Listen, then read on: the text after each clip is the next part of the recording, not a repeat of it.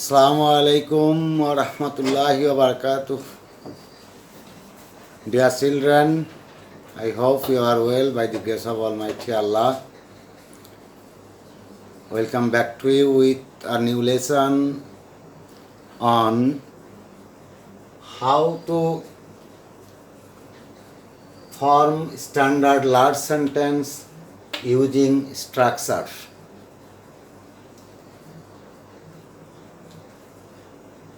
আমরা আমাদের প্রিভিয়াস ক্লাসে তোমাদেরকে সেন্টেন্স ফরমেশন সম্পর্কে তথ্য দিয়েছিলাম। আজকে কিভাবে একটা বড় বাক্য তৈরি করা যাবে এবং সেটা অবশ্যই মানসম্পন্ন হতে হবে। একটা বড় সেন্টেন্স লিখলেই সেটা মানসম্পন্ন হয় না যদি তার সিকোয়েন্সটা ঠিক না থাকে। তো সেজন্য আজকে আমি তোমাদের সামনে হাজির হয়েছি, কিছু স্ট্রাকচার দিব আমি কিভাবে একটা সেন্টেন্স তুমি সাজালে, সিকোয়েন্সিয়ালি সাজালে একটা পরিপূর্ণ মানসম্পন্ন বড় সেন্টেন্স হবে। লার্জ সেন্টেন্স বা বিগ সেন্টেন্স আমরা যেটাই বলি না কেন সেটা সম্ভব, এবং ইউজিং ইজি ওয়ে আর স্ট্রাকচার। তোমরা দেখে নিই বন্ধুরা, আমরা কিভাবে স্ট্রাকচারটা পাবো সেটা দেখে নিই। আমরা জানি যে বাংলা বাক্য থেকে যখন ইংরেজিতে আমরা নিয়ে যাব, টার্ন করব, তখন সেটার বাংলা বাক্যের শেষে ক্রিয়াপদ থাকে এবং সেই ক্রিয়াপদটাকেই ফার্স্ট আমরা যে প্রশ্নটা করব সেটা হু দিয়ে, অর্থাৎ কাজটি কে সম্পন্ন করে, কে বা কারা বা কাহারা ওই কাজটি সম্পন্ন করে, তার উত্তরে যেটা পাবো সেটা হবে সাবজেক্ট, এবং প্রথমেই আমরা সেইটা ব্যবহার করব। তাহলে কি দাঁড়ালো, আমরা প্রথমে যেটা পেলাম সেটা হচ্ছে সাবজেক্ট, অ্যাব্রিভিয়েটেড ওয়ার্ড ব্যবহার করছি আমরা, সাবজেক্ট। এরপর যদি আমরা বলি হোয়াট ইজ অ্যান অ্যাকশন, কাজটা কি, অর্থাৎ what does the doer do, কর্তা এখানে কি করে, তার যে উত্তর সেটা আমরা আগেই বলেছি যে বাংলা বাক্যের শেষে থাকে। তো সেটা উত্তরটা আসবে যেটা, সেটা হচ্ছে ভার্ব। তবে আমাদের একেবারে অ্যাপ্রোপ্রিয়েটলি করার জন্য, যেহেতু আমি বলছি এটা একটা স্ট্রাকচার ব্যবহার করব, সেই কারণে আমরা এখানে যে জিনিসটা ব্যবহার করব সেটা হচ্ছে এই জায়গা একটা অ্যাডভার্ব বা ফ্রিকোয়েন্সি ব্যবহার করব। তো সেই অ্যাডভার্বটা হতে পারে যেমন usually, normally, seldom, hardly, scarcely, এরকম হতে পারে। তো আমরা সেটা একটু লিখি বন্ধুরা। তাহলে adverb,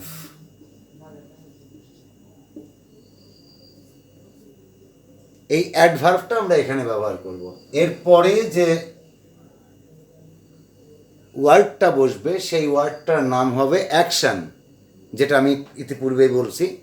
what does the doer do, অর্থাৎ কর্তা কি করেন, সাবজেক্ট কি কাজ করে, সেইটা এখানে বসবে। তাহলে এটা হলো ভার্ব।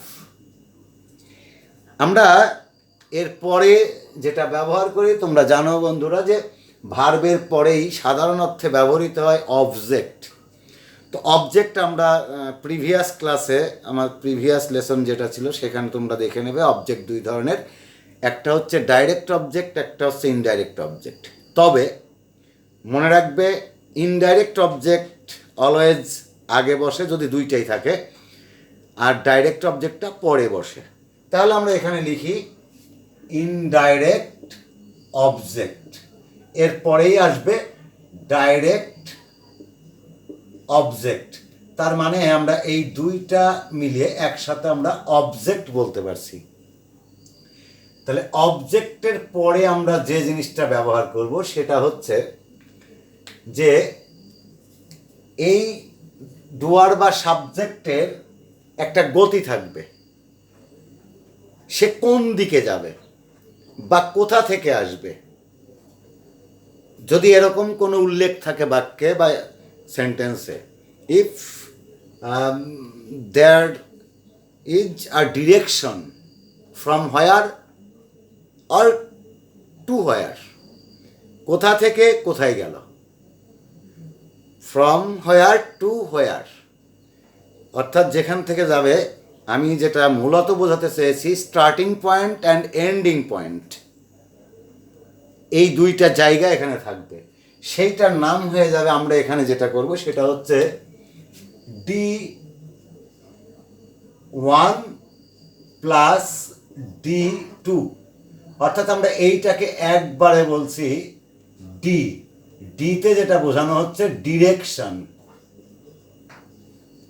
তো ডিরেকশন আমি বললাম যে D1 অর্থ হচ্ছে যে কোথা থেকে সাবজেক্ট, এই সাবজেক্টটা কোথা থেকে, এখান থেকে এই জায়গা যাচ্ছে, তাহলে এই জায়গাটার একটা নাম আছে। আমি যদি ধরে নিই এটা খোকসা, তাহলে এটা কুষ্টিয়া অথবা কুমারখালী, অথবা এটা বাংলাদেশ থেকে সে ইন্ডিয়াতে যাচ্ছে, অথবা বাংলাদেশ থেকে আমেরিকা, অস্ট্রেলিয়া বা অন্য কোথাও যাচ্ছে, অথবা অস্ট্রেলিয়া থেকে বাংলাদেশে আসলো।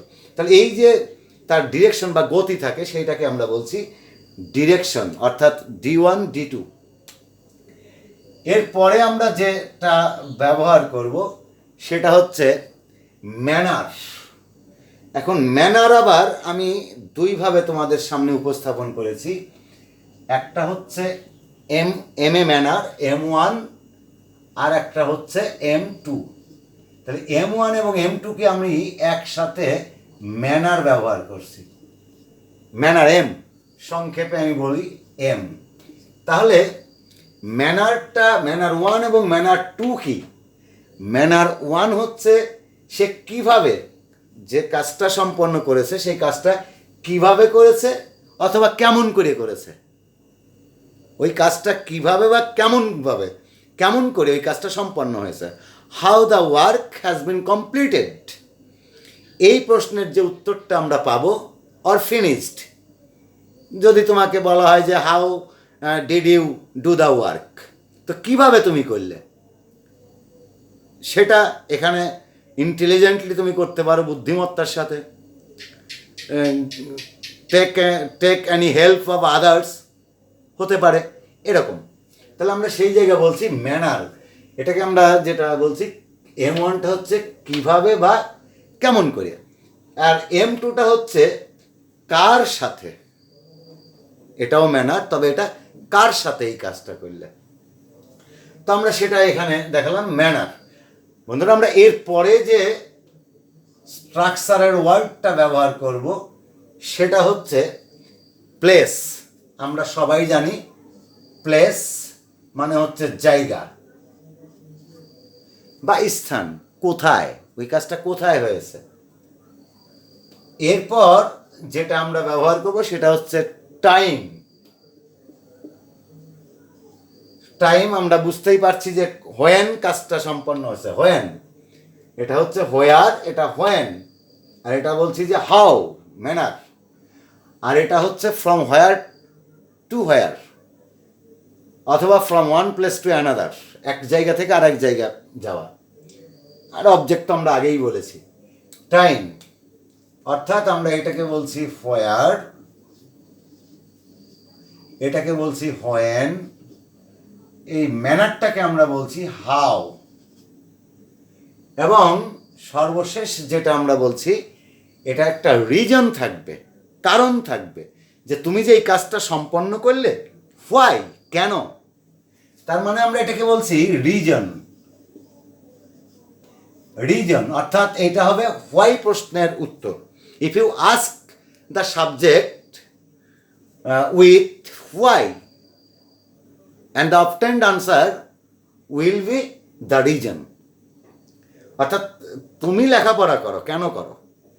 তুমি বড়দের শ্রদ্ধা করো, সম্মান করো, কেন করো? ছোটদেরকে স্নেহ দাও, আদর দাও, কেন দাও? বন্ধুদের সাথে সদাচরণ করো, কেন? এই প্রশ্নের যে উত্তরটা তুমি পাবে সেটাই হবে রিজন, কারণ, কজ। এখন বন্ধুরা, আমি এই স্ট্রাকচারটা এখানে লিখে দিলাম। আমরা সেই জন্যই আজকের টপিক্সের আমি নামকরণ করেছি how to form standard large sentence using structure. তাহলে হাউ টু ফর্ম, কিভাবে গঠন করা যায়, অর মেক স্ট্যান্ডার্ড মানসম্পন্ন, উইথ কোয়ালিটি মানসম্পন্ন, লার্জ অর বিগ বড় সেন্টেন্স বাক্য, ইউজিং প্রয়োগের মাধ্যমে বা ব্যবহার করে স্ট্রাকচার সূত্র রুলস। তাহলে আমরা এই যে এই নামকরণটা করলাম আজকের টপিক্সের, এর মূল কারণ হচ্ছে দেখো আমি এখানে একটা স্ট্রাকচার দিয়েছি এবং এখন আমি একটা বাংলা বাক্য লিখব। এই বাংলা বাক্য থেকে কিভাবে আমি ইংরেজিতে যাব সেই কৌশলটাই আমি আজকে তোমাদের দেখাবো। I will show the technique how you can form a sentence or standard large sentence using this structure or this rule. Clear বন্ধুরা? ওকে, তো আমরা লিখি একটু সেন্টেন্সটা বাংলায় কিভাবে লেখা যায়। যেমন ধরে নাও,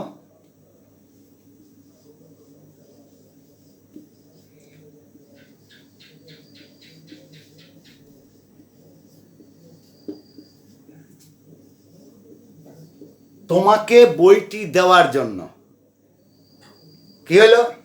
তোমাকে বইটি দেওয়ার জন্য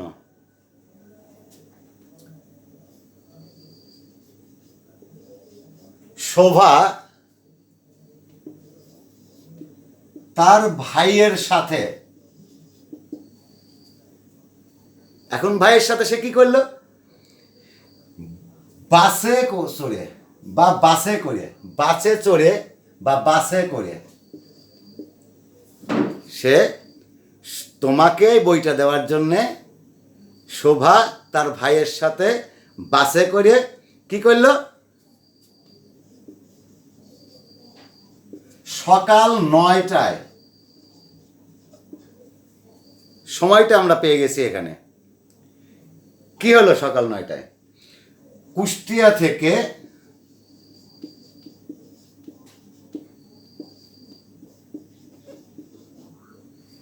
খোকসায় এসেছে। আমরা এটুকুই শেষ করে দিতে পারি। তাহলে আমি এখানে এক এক করে প্রশ্ন করবো এই স্ট্রাকচার অনুযায়ী। স্ট্রাকচারের একেবারে সিকোয়েন্সিয়ালি যাব, অর্থাৎ আমি এখানে সিরিয়ালি যেটা আছে সেটাই আগে প্রশ্ন করব সেইভাবে। এখন আমরা এই যে সেন্টেন্সটা পেলাম, তোমাকে বইটি দেওয়ার জন্য শোভা তার ভাইয়ের সাথে সরি বন্ধুরা, ভাইয়ের সাথে বাসে করে সকাল 9টায় কুষ্টিয়া থেকে খোকসায় এসেছে। এখন আমরা আগেই বলেছি যে বাংলা বাক্যের ভার্ব শেষে ব্যবহৃত হয়। তাহলে আমরা বাংলা বাক্য, এই বাক্যটা এখান থেকে শুরু হয়েছে, এখানে শেষ হয়েছে, শেষে আছে এই শব্দটা, তার মানে আমরা বুঝেই ফেলছি যে এটা হচ্ছে ভার্ব। এখন আমরা এই সূত্রে যতগুলো শব্দ আছে এই শব্দগুলোর পাওয়ার জন্য প্রশ্ন করব কেবল ভার্বকে, কেবল ভার্বকে প্রশ্ন করব। তো ভার্বকে আমরা প্রথমেই প্রশ্ন করব, যেহেতু আমরা বলেছিলাম সাবজেক্ট বের করার জন্য হু দ্বারা প্রশ্ন করতে হবে। তাহলে আমরা এইবার এসেছে প্রশ্ন করি, হু হ্যাজ কাম, কে এসেছে? দ্য আনসার উইল বি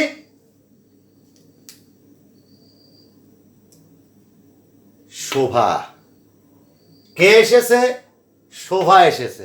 তার মানে এই শোভা এখানে কি সাবজেক্ট, এখানে শোভাটা সাবজেক্ট হয়ে গেল, কারণ we asked the action with who and got the answer is Shobha.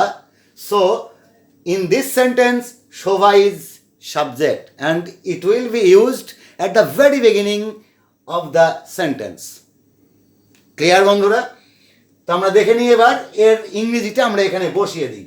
Shobha is the name of a girl, so শোভা।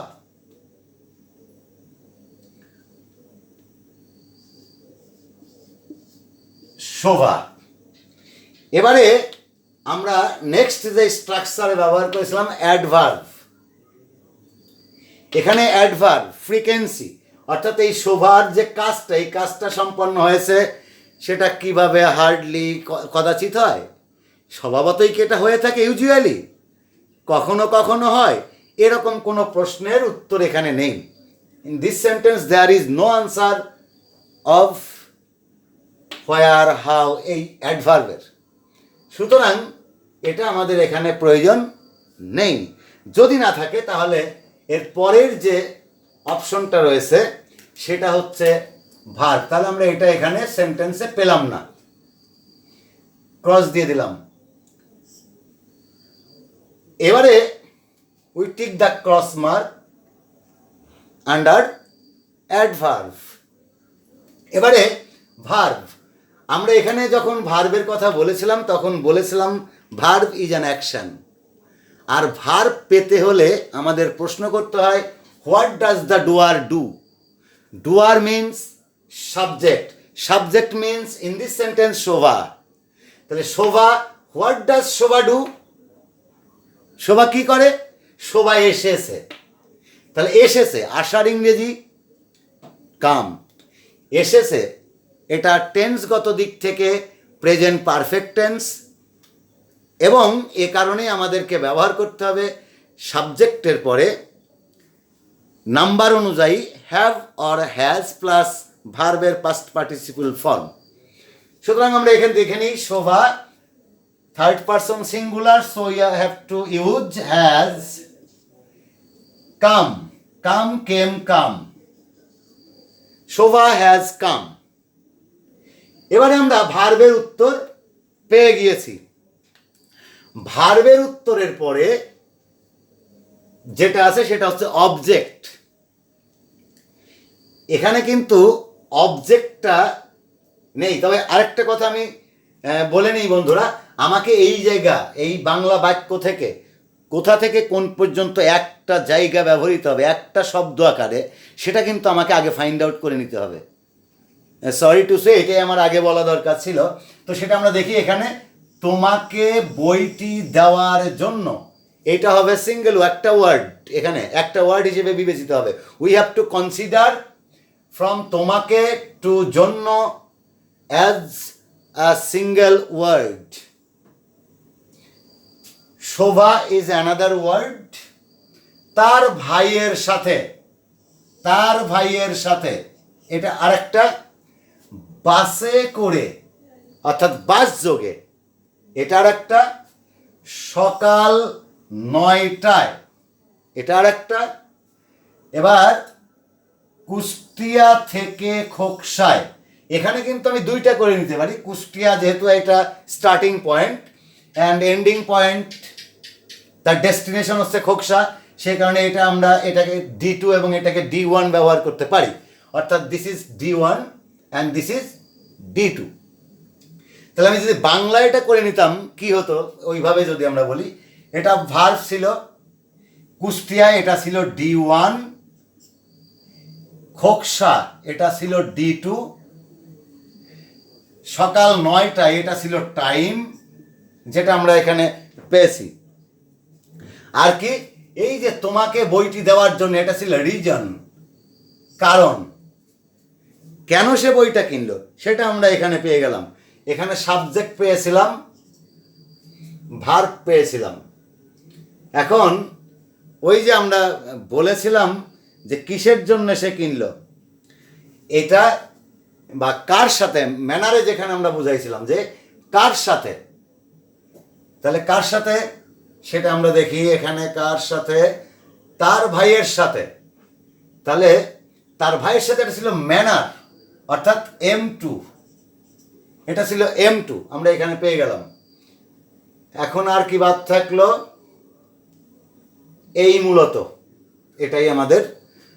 এবার আমরা এটা সিরিয়াল অনুযায়ী সাজাই, তাহলে কি পাই? তাহলে আমরা এখানে সাবজেক্ট আছে, সাবজেক্ট পেয়েছি শোভা। অ্যাডভার্ব এখানে নেই, এটা পাইনি। ভার্ব পেয়েছি, ভার্ব বসিয়ে দিয়েছি, ইউজ করেছি। অবজেক্ট এখানে নাই, no object in the sentence. তো আমরা এখানে অবজেক্টকে বাদ দিলাম। এবারে আমরা দেখি ডিরেকশন আছে। দেখো আমরা এখানে ডিরেকশন পেয়েছিলাম D1 টু D2, D1 এবং D2। তাহলে হ্যাজ কাম, এসেছে, শোভা এসেছে কোথা থেকে? এইবার দেখে আমরা D2 এইভাবে বসাই, D1 D2 D1। তবে আরেকটা কথা খেয়াল রেখো বন্ধুরা, যেখান থেকে যাত্রা শুরু হবে তার পূর্বে বসবে হচ্ছে ফ্রম, এবং যেখানে তার শেষ হবে ডেস্টিনেশন, সেই ডেস্টিনেশনের আগে টু হবে। তাহলে হ্যাজ কাম ফ্রম। এবার ফ্রম কি? ফ্রম কোথা থেকে? কুষ্টিয়া থেকে। কুষ্টিয়া। এবার কোথায়? খোকসায়। ফ্রম কুষ্টিয়া, যেহেতু খোকসায় পৌঁছাচ্ছে ডেস্টিনেশন, তার আগে আমাদের ব্যবহার করতে হবে টু। খোকসা। এরপর আছে কি? M1 M2 manner. আমরা এখানে দেখি ম্যানার কি আছে? খোকসা। এবার ম্যানার আছে তার ভাইয়ের সাথে, তার ভাইয়ের সাথে। এবার মনে রাখবে যে যদি কোনো শব্দে র বা এর থাকে, তাহলে র বা এর পরের যে শব্দটা থাকে সেই শব্দটা ইংরেজিতে আগে আসে। তাহলে ভাইয়ের র বা এর এর এর পরে আসে সাথে, তাই সাথের ইংরেজি হচ্ছে উইথ। আর এই র বা এর আগের শব্দটা ঠিক ধারাবাহিকভাবে পরপর এখান থেকে এই পর্যন্ত, এর বাদ দাও, ভাই যোগের, তাহলে কি থেকে? তার ভাই। তাহলে তার ইংরেজিটা আগে, ভাইয়ের ইংরেজিটা পরে। তাহলে উইথ, এখানে শোভা আছে ফিমেল, সুতরাং আমরা এখানে হার ব্যবহার করব। ভাই ব্রাদার, উইথ আর ব্রাদার। তাহলে আমরা এখানে ম্যানার পেয়ে গেলাম। প্লেস, এই প্লেসটা এখানে কিন্তু আমার ওইভাবে আছে কি প্লেস? প্লেস বলতে আমি যেটা বুঝাইছি কিন্তু এখানে ডিরেকশন। তার মানে আমি যদি বন্ধুরা এইভাবে বলি যে এই যে D1 D2 এটাই কিন্তু প্লেস। এখন যদি এক জায়গা থেকে আর এক জায়গা না থাকে তাহলে ডিরেকশনের প্রয়োজন নেই। যেমন he went home, I am at home, আমি বাড়িতেই আছি। তাহলে এই জায়গা কিন্তু আমার ফ্রম আর টু এর কোনো প্রয়োজন নেই, এবং এটা সরাসরি প্লেস হয়ে যাবে। প্লেস মিনস অ্যাডভার্ব, এটা হয়ে যাবে। অথবা যদি এখানে আমি গ্রুপ অফ ওয়ার্ডস ব্যবহার করি, অ্যাট হোম বাড়িতে গ্রুপ অফ ওয়ার্ডস, তাহলে সেটা হয়ে যাবে অ্যাডভার্বিয়াল ফ্রেজ। তো ঠিক আছে বন্ধুরা, আমরা দেখি এবার প্লেস গেল। তাহলে প্লেস আমরা এখানে পেয়ে গেছি। টাইম, সময়, সময় কয়টায়? সকাল 9টায়। তাহলে আমরা দেখি সকাল, সকালের ইংরেজি আমরা সবাই জানি।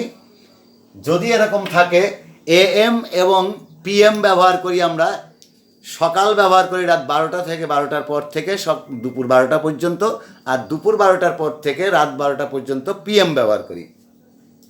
অর্থাৎ AM দ্বারা আমরা বোঝাই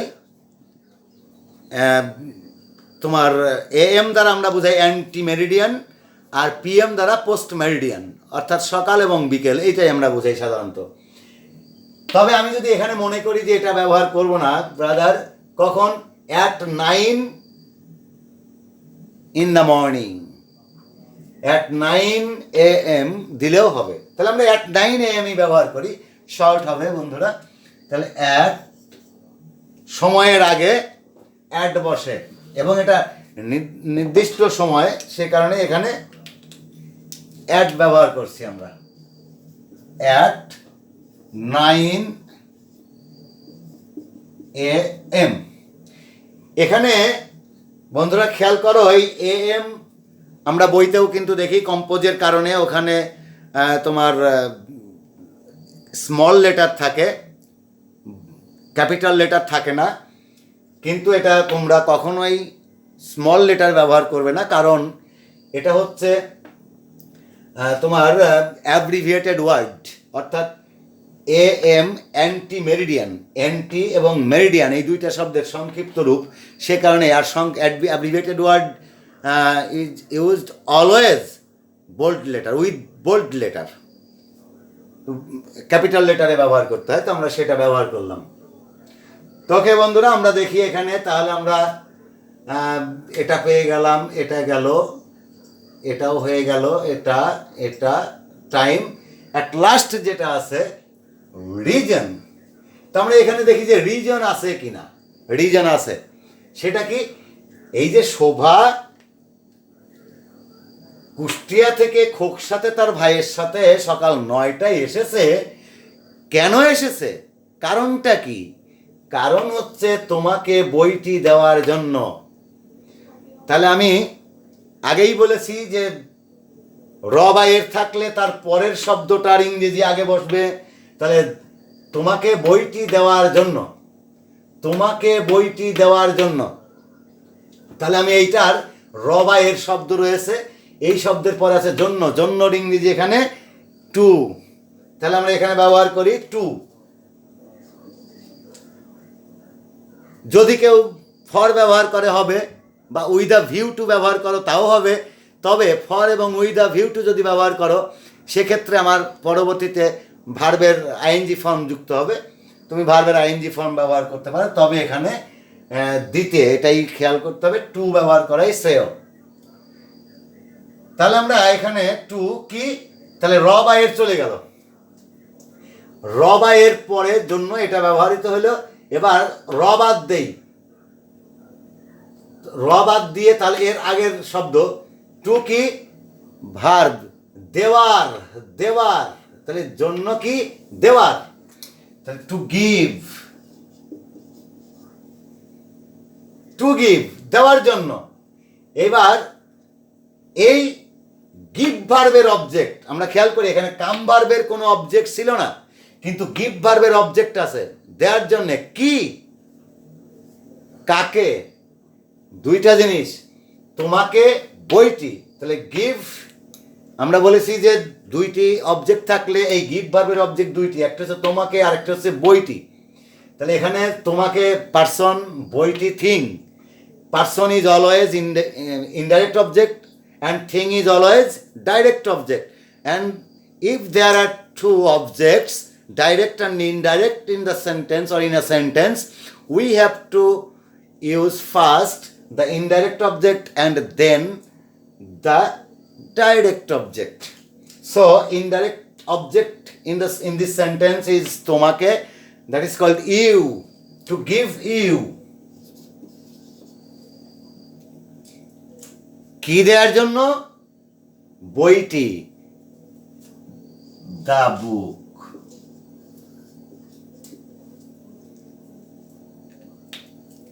This is the way of forming or making a standard large sentence using this structure. I hope if you follow this structure or the rule, you must make or form a large standard large sentence with it, is no doubt.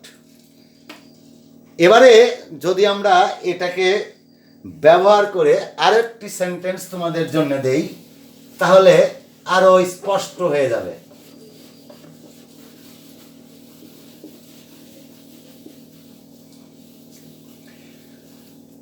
আরেকটি sentence দেওয়ার আগে আমি তোমাদের সাথে আরেকটু কথা বলি, সেটা হচ্ছে যদি এই বড় সেন্টেন্স বড় করার জন্য আমাদেরকে আরও কয়েকটি পন্থা অবলম্বন করতে হয়, সেখানে মডিফায়ারের ব্যবহার জানতে হয়, এবং সেই মডিফায়ারের একটা ক্লাস আমার রয়েছে, সেই মডিফায়ারের ক্লাসটা তোমরা দেখে নিও। তবু আমি একটু তোমাদেরকে ধারণা দেই। সেখানে মডিফায়ারের ব্যবহার হয়, মানে সেন্টেন্স মডিফায়ার সাধারণত কোন কোন শব্দগুলোর কোন কোন পার্ট অফ স্পিচের আগে এবং পরে এই মডিফায়ার যুক্ত হয়। মডিফায়ারটা আসলে কি? Modifier is nothing but the word that shows us or that add or supplies us the additional information about the another word in the sentence.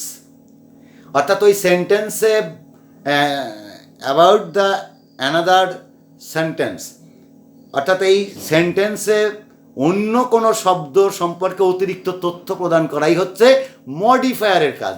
এখন সেই মডিফায়ারের কাজগুলো আমরা কিভাবে দেখব? মডিফায়ার সাধারণত কোনগুলোকে ব্যবহার করা হয়? নাউনকে ব্যবহার করতে পারি আমরা মডিফায়ার, এবং সেখানে প্রি মডিফায়ার এবং পোস্ট মডিফায়ার, সেটা আমরা ওই ক্লাসটায় তোমরা দেখে নিও। এরপরে আমরা সেখানে অ্যাডজেক্টিভের মডিফায়ার ব্যবহার করতে পারি সেন্টেন্সটাকে বড় করার জন্য এবং সুন্দর মানসম্পন্ন করার জন্যে। আমরা অ্যাডভার্বের মডিফায়ার ব্যবহার করতে পারি।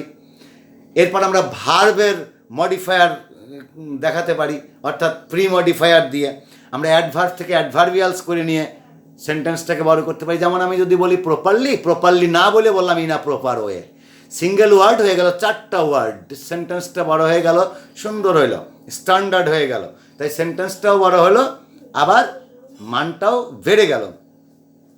আবার তোমার অ্যাডভার্বেরও মডিফায়ার, যেটা আমি বললাম, এছাড়াও আরও যে মডিফায়ারগুলো আছে সেগুলো আমরা মডিফায়ারের ক্লাসটা দেখে নিও বন্ধুরা, তাহলে আরও সুবিধা হবে। আমি আরেকটা সেন্টেন্স তোমাদের দিতে যাচ্ছি, এটা আমরা লিখি, দেখো লিখি আমরা 1971 সালে এদেশের বীর সন্তানেরা 1971 সালে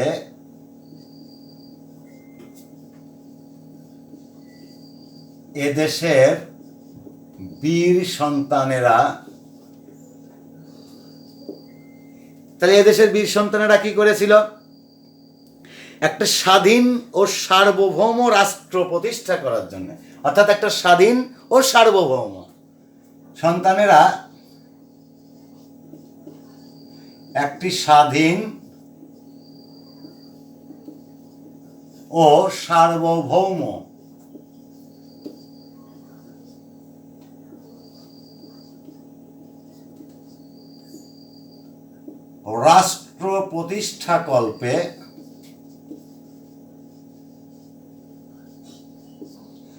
রাষ্ট্র প্রতিষ্ঠাকল্পে কি করেছিল? তাদের মূল্যবান জীবন উৎসর্গ করেছিল। তাদের মূল্যবান জীবন উৎসর্গ করেছিল।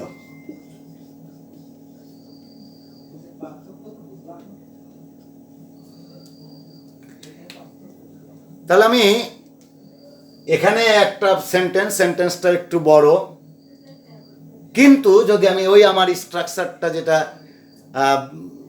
তোমাদের দেওয়া হয়েছে ওই স্ট্রাকচার থেকে আমরা যদি এটা ধারাবাহিকভাবে উত্তর করি তাহলে এটা সহজ হয়ে যাবে। তাহলে আমরা প্রথমেই যেটা বলেছিলাম সেটা কি, এই সেন্টেন্সের আমরা আগেও বলেছি যে বাংলা বাক্যের শেষে ভার্ব থাকে, উৎসর্গ করেছিল, উৎসর্গ করা এটা ভার্ব যেহেতু, তাহলে আমরা ভার্বকে এবার প্রশ্ন করব কি দিয়ে। আমরা প্রথমেই বলেছিলাম হু দ্বারা। জীবন উৎসর্গ করেছিল কারা?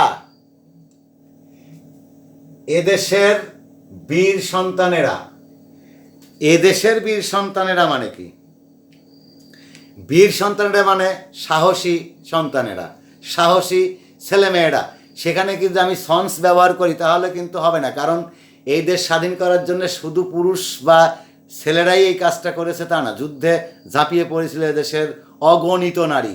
তোমরা জানো যে প্রায় 2 লক্ষ মা বোনের সম্ভ্রমের বিনিময়েই কিন্তু এই দেশটা স্বাধীন হয়েছিল। 30 লক্ষ শহীদ এবং প্রায় 2 লক্ষ মা বোনের সম্ভ্রমের বিনিময়ে আমাদের এই বাংলাদেশ স্বাধীন হয়েছিল, যে কারণে আজকে আমরা স্বাধীনভাবে মাথা উঁচু করে বিশ্বের দরবারে দাঁড়িয়ে আছে এবং বিশ্বের মানচিত্রে বাংলাদেশের লাল সবুজের পতাকা একটি স্থান করে নিয়েছে।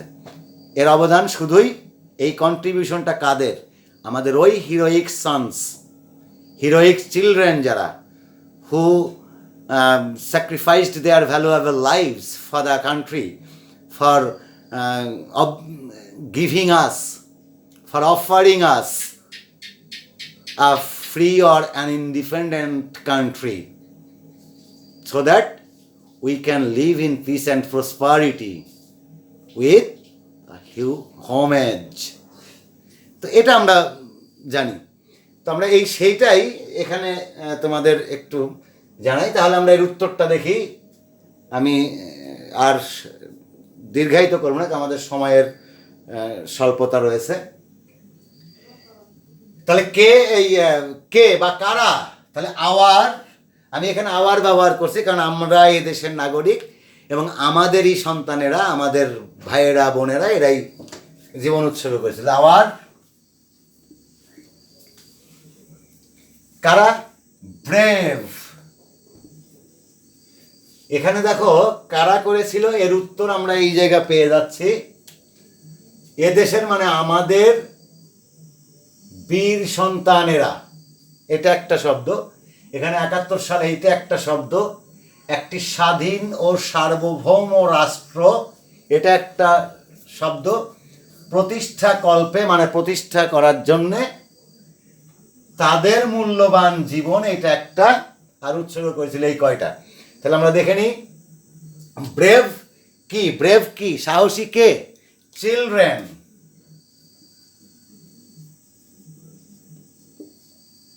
তাহলে আমরা এখানে পেয়ে গেলাম। এবারে সাবজেক্ট গেল, তারপরে আমাদের প্রশ্ন ছিল যেটা অ্যাডভার্ব, আমাদের অ্যাডভার্ব এখানে নেই। তাহলে এখন আমরা যেটা দেখবো, তাহলে এই জায়গায় আমরা দেখলাম এটা হচ্ছে টাইম, বীর সন্তানের এটা সাবজেক্ট। কিসের জন্য, কিসের জন্য বা কেন, আমরা এখানে কিন্তু দেখেছিলাম যে কিসের জন্য, প্রতিষ্ঠা করতে। তাহলে এটা রিজনটা কি ছিল, এই যে রিজন, রাষ্ট্র, স্বাধীন সার্বভৌম রাষ্ট্র প্রতিষ্ঠা কল্পে, রাষ্ট্র প্রতিষ্ঠা কল্পে। এখান থেকে এই পর্যন্ত এটা হচ্ছে রিজন। তাহলে এখানে তাদের মূল্যবান জীবন, এটা হচ্ছে তোমার অবজেক্ট। কি স্যাক্রিফাইস করেছিল, অবজেক্ট। এবং এটা কি হয়ে যাবে অবজেক্টের মধ্যে, ডাইরেক্ট অবজেক্ট, কারণ এটা পার্সন না, পার্সনের জীবন, সুতরাং এটা আমরা ডাইরেক্ট অবজেক্ট হিসেবে ব্যবহার করব। তো এই ছিল এটা ভার্ব। মোটামুটি আমরা এখানে সবগুলো পেয়ে গেছি, এবার ব্যবহারটা আমরা করলেই হয়ে গেল। তাহলে ব্রেভ চিলড্রেন। এইবার প্রশ্নটা করেছিলাম যে এটা পরের সূত্র আমাদের ছিল, স্ট্রাকচারে কি ছিল, what does the doer do বা what did the doer do. উৎসর্গ করেছিল, কি করেছিল, উৎসর্গ করেছিল। উৎসর্গ করার ইংরেজি স্যাক্রিফাইসড, যেহেতু এটা পাস্ট টেন্স তাই স্যাক্রিফাইসড। এবারে আমরা যদি দেখি কি স্যাক্রিফাইস করেছিল, স্যাক্রিফাইস করেছিল কাদেরকে তা নেই, কি স্যাক্রিফাইস করেছিল, উত্তর কিন্তু এখানে আছে, খেয়াল করো, তাদের মূল্যবান জীবন। তাহলে এটা হচ্ছে ডাইরেক্ট অবজেক্ট, তাদের মূল্যবান জীবন। তাদের মূল্যবান জীবনের ইংরেজিটা কি, দেয়ার, তাদের মূল্যবান, ভ্যালুয়েবল জীবন, তাদের বহুবচন। আর এই বহুবচন হওয়ার কারণে আমরা এখানে ব্যবহার করব লাইভস। লাইভসেরও ব্যবহার আছে বেশ কিছু, লিভ আছে, লাইভ আছে, উচ্চারণের উপরে নির্ভর করে। লাইভসটা হচ্ছে লাইফের plural, lives is the plural number of life. একইভাবে লিভস এটা যদি উচ্চারণ করি তখন হবে ভার্বের থার্ড পারসন সিঙ্গুলার নাম্বারের ক্ষেত্রে ব্যবহার করি লিভ ভার্বের, তো ওটা আমরা দেখে নেব। এখানে জীবন, ভ্যালুয়েবল লাইফ সেটা হচ্ছে নাউন। তো এবারে বন্ধুরা আমরা দেখি এরপরে কি আছে। তাহলে আমরা ব্যবহার করলাম দেয়ার ভ্যালুয়েবল লাইফস। এবার যদি আমরা বলি যে কেন এটা করেছিল বা কখন করেছিল, এখানে এর পরের প্রশ্নটা আছে ডিরেকশন, কোথা থেকে, উত্তর নাই। যদি বলি কোন পর্যন্ত, উত্তর নাই। কিভাবে, ম্যানার এখানে নাই, তাহলে আমরা ম্যানারটাও পেলাম না। কার জন্য, কার সাথে করেছিল, তারও এখানে উত্তর নেই। প্লেস এখানে নাই। টাইম আছে বন্ধুরা, তাহলে প্লেসের পরেই আমাদের টাইম। টাইমটা কি, 1971 সালে। নির্দিষ্ট কোনো সন উল্লেখ থাকলে সেক্ষেত্রে ইন ব্যবহার করতে হয়, ইন 1971। এরপরে আমাদের শেষ যেটা রয়েছে সেটা স্ট্রাকচারে আছে রিজন, কেন করেছিল এই যে জীবন উৎসর্গ করলে 71 সালে কেন। আমি এখানে বলতে পারতাম যে রফিক, শফিক, জব্বার, সালাম, বরকত 1952 সালে তাদের মূল্যবান জীবন উৎসর্গ করেছিলেন আমাদের মাতৃভাষার জন্য, হতে পারে। রফিক, সালাম, জব্বার, বরকত যুদ্ধে 1952 সালে ভাষা যুদ্ধে অংশগ্রহণ করেছিল আমাদেরকে বাংলা ভাষা, মাতৃভাষা বাংলা উপহার দেওয়ার জন্য, হতে পারতো। আমরা সেভাবেও সেন্টেন্সটা করতে পারতাম। তো ঠিক আছে বন্ধুরা, তাহলে কেন করেছিল উত্তর আছে এখানে। সেটা কি? একটি স্বাধীন ও সার্বভৌম রাষ্ট্র প্রতিষ্ঠা কল্পে মানে প্রতিষ্ঠার জন্য। তাহলে এখানে আমরা যদি এখন বলি ওই যে র বা এর থাকলে তারপরে প্রতিষ্ঠা কল্পে মানে প্রতিষ্ঠার জন্য, তাহলে প্রতিষ্ঠার জন্য র বা এর পরের যেটা জন্য, কল্পে মানে জন্য, তাহলে টু, প্রতিষ্ঠা করার ইংরেজি আমরা জানি এস্টাবলিশ।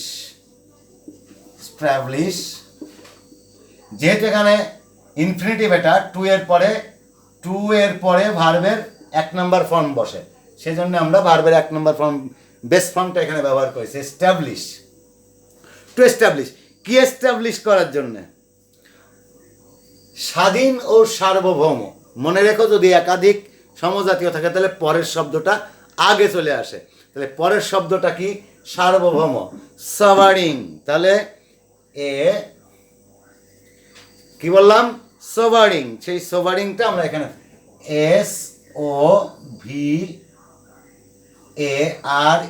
SOVAREIGN, সভারিং। তাহলে এই সভারিং, সরি বন্ধুরা, VE, সভারিং। আর কি? অ্যান্ড কি ছিল? স্বাধীন, ইন্ডিপেন্ডেন্ট।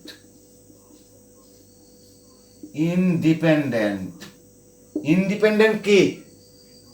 রাষ্ট্র, স্টেট অর কান্ট্রি। আমরা কান্ট্রি দেবো না, যে স্বাধীন দেশ না, রাষ্ট্র সরাসরি রয়েছে, এই জন্য আমরা এখানে স্টেট ব্যবহার করব।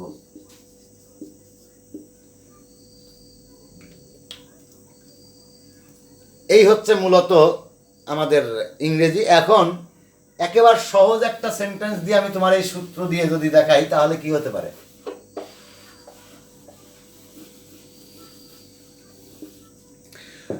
যদি বলতাম যে মা সকালে আমাকে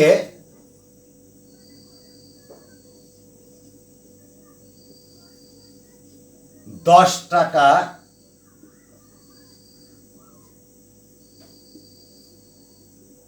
দিয়েছিলেন বা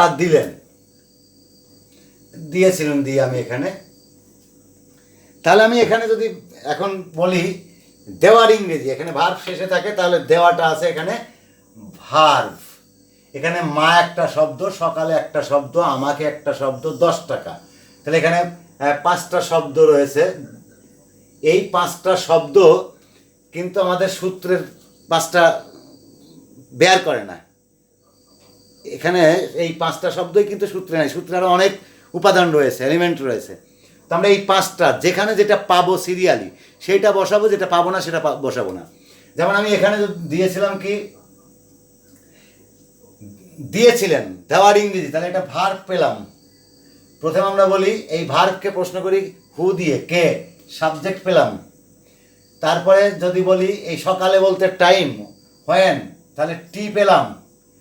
কাকে দিয়েছিল? আমাকে, এটা ইনডাইরেক্ট অবজেক্ট পেলাম এখানে। এরপরে কখন দিয়েছিল? টাইম পেলাম, এটাও। এই যে সকাল 10টায়, এই সরি, কাকে দিয়েছিলেন? আমাকে। কি দিয়েছিলেন? $10। তাহলে এটা হচ্ছে ডাইরেক্ট অবজেক্ট পেলাম। এখন এইটাকে আমি সাজিয়ে দেবো সিরিয়ালি। সিরিয়ালটা কি ছিল আমাদের? এইগুলোর মধ্যে সাবজেক্ট ছিল প্রথমে, তাহলে সাবজেক্ট আমরা বসায় দিই। প্রথমে সাবজেক্ট কি ছিল? মাদার, মা, মাদার।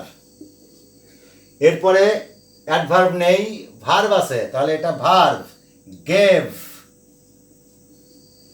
এরপরে আমাদের যেটা বলছিলাম যে কাকে বা কাদেরকে উত্তর আছে, কাকে? আমাকে, মি। এবারে এরপরে আমরা স্ট্রাকচারে দিয়েছিলাম, কি দিয়েছিলেন? 10 টাকা, তাহলে টাকা 10, টাকা 10, 10 টাকা দিয়েছিলেন। এখন এরপরে আমাদের প্রশ্নটা হচ্ছে যে ডিরেকশন কোথা থেকে দিয়েছিলেন? বলে নাই যে মা পকেট থেকে বা বাবার পকেট থেকে, বলে নাই। যদি বলে তো মা সকালে বাবার পকেট থেকে, তাহলে হয়তো ফ্রম ফাদার্স পকেট, তো সেটা এখানে নাই, তাহলে কোথা থেকে সেটা হলো না। তাহলে আমাকে, এর ডিরেকশন এখানে নাই। এরপর আমি যেটা বলছিলাম তোমার ম্যানার, ম্যানারও এখানে নেই। ম্যানার থাকতে পারতো যদি বলতো মা সকালে বাবার পকেট থেকে নিজ হাতে আমাকে 10 টাকা দিয়েছিলেন, নিজ হাতে। তাহলে কিভাবে দিয়েছিলেন? নিজের হাতে দিয়েছিলেন। তাহলে এটা আমরা এখানে পেয়ে যেতাম, যেহেতু নাই তাহলে আমরা এটা ব্যবহার করব না, ওটা আমাদের প্রয়োজন নাই।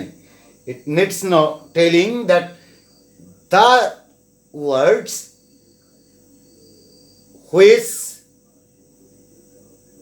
are absent in the sentence will not be used in the sentence at the time of forming it.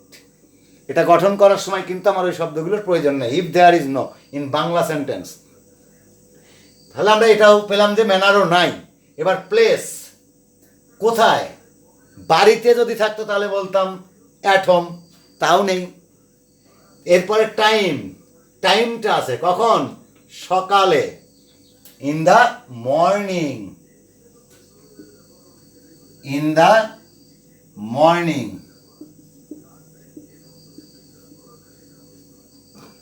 এরপরে যেটা আমাদের সূত্রে ছিল সেটা হচ্ছে রিজন, কারণ। এখানে কিন্তু বলে নাই যে আমাকে খাতা কেনার জন্য বা বই কেনার জন্য বা টিফিন খাওয়ার জন্য, এরকম কিছু এখানে বলা হয় নাই। যদি এটা বলতো তাহলে আমরা সেখানে ব্যবহার করতাম এরপরে to have my tiffin, to take my tiffin, to have, to eat my tiffin. আমরা কিন্তু সেটা এখানে পাইনি, সেই জন্য এটা ব্যবহার করলাম। তার মানে ওটা আমার এই স্ট্রাকচারে ছিল কিন্তু এই বাংলা বাক্যে ছিল না, সে কারণেই আমি এটা ইংরেজি বাক্য তৈরি করার সময় ব্যবহার করতে পারিনি। Okay dear children, these are our today's lessons.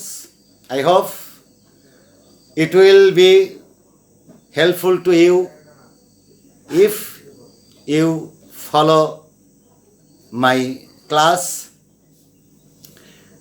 আর একটি কথা, যারা এখনও আমার এই ভিডিওটি, আমার ক্লাসটি সাবস্ক্রাইব করনি, তোমরা লাইক দিয়ে কমেন্টস করো, যেখানে সমস্যা হয় কমেন্টসের উত্তর দেওয়া হবে, আর সাবস্ক্রাইব করে আমার সাথেই থাকো।